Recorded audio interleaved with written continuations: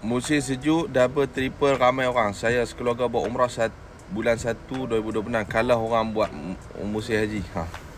Tapi seronok. Ya, betul. Benda yang saya bagi tahu ni untuk pengetahuan semua yang tengok video ni, bukanlah saya membandingkan time ni seronok, time ni tak seronok. Tidak.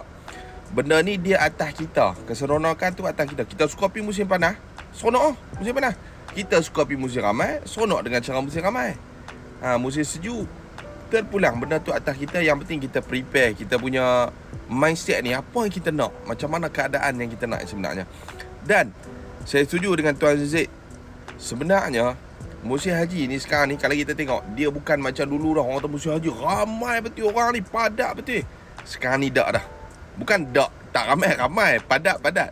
Cuma ada musim-musim lain yang lebih ramai pada musim haji. Sebab haji dia ada kota, umrah dia tak ada kota.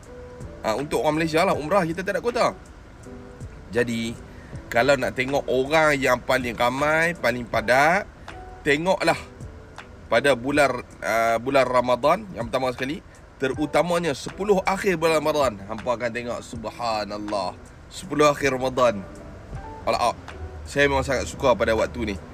Dan yang kedua, pada bulan 12 hujung tahun.